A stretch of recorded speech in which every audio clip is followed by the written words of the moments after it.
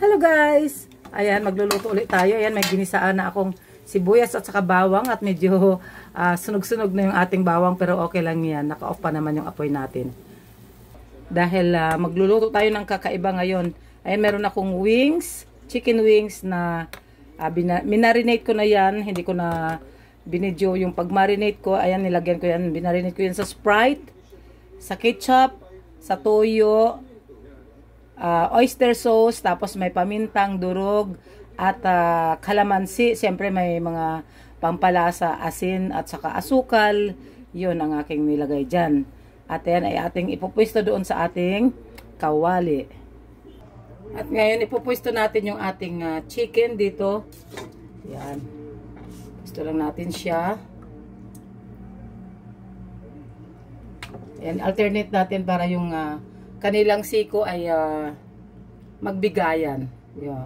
'Di ba? Kakaibang term, magbigayan yung mga siko ng ating chicken. Ayan.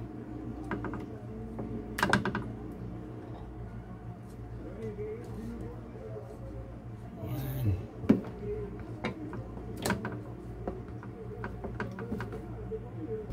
At ayan, naipwesto na nga natin sila lahat.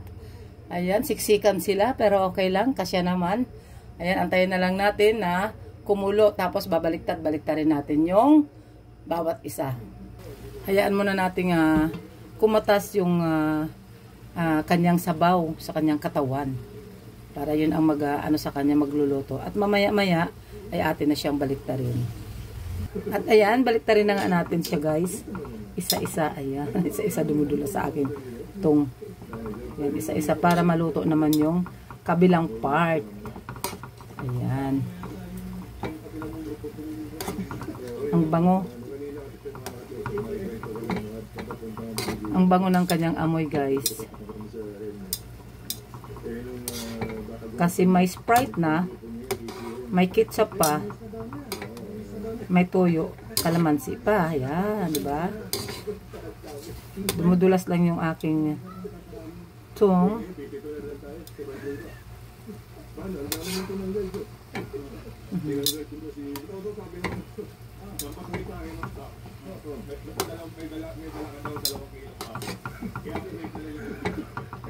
Yun.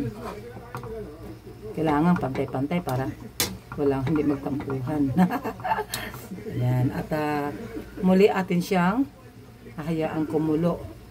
At pero bago yon, siyempre ilagay natin yung kanyang sabaw. I mean yung pinagmarinitan pala natin. Yun ang itubig natin sa kanya. At hayaan natin siyang maluto dyan at matuyo. So, ayan na guys. Antayin lang natin mamaya kung ano yung kalabasan mamaya. Ayan guys, tinikman ko yung lasa at medyo kulang pa sa alat. Dagdagan natin ng kunting asin. At ayan na guys, pero may sabaw pa siya, may sabaw pa siyang kaunti. Baliktarin natin ulit hanggang sa matuyuan. Ang tawag pala dito sa aking menu na ito guys ay para siyang barbecue chicken. Pero ay inasal na parang sa kawali lang niluto ganyan. Kasi yung pagka-marinate sa kanya ay pang inasal yun, pang inihaw. But then, subukan natin to dito sa kawali para hindi naman masyadong matrabaho. Kasi siyempre pag nag-ihaw tayo sa labas, paparingas pa tayo ng uling. Ayan, kung ano man yung kalabasan nito, I'm sure success to. Kasi sa tikim kanina, sakto yung lasa, yung agaw tamis, asim, at saka medyo alat. Tapos may kunting anghang siya gawa nga ng paminta. Ayan, kung hindi lang talaga kasi ako mahilig sa maanghang kaya pwedeng lagyan ito ng chili powder or yung gagamiting ketchup ay yung maanghang. Kaya lang, hindi ako mahilig sa maanghang. Kaya yung mga anak ko, sorry na lang, tiyagaan nila na hindi maanghang. Pero masarap naman. At ayan na siya guys, kunting-kunti na lang ngayon, halos wala na siyang sabaw. Ano na lang yan, yung kanyang wala nang tubig, I mean, ketchup na lang. ang naglalaro dyan. Ang kumukulo ketchup at saka oyster. Ngayon titikman natin kung nagbago ba ang lasa. Almost almost luto na siya. Tikman natin.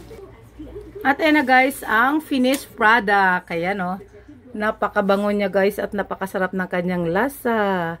Barbecue chicken na walang sunog, di ba? At ayan lang guys. Maraming salamat.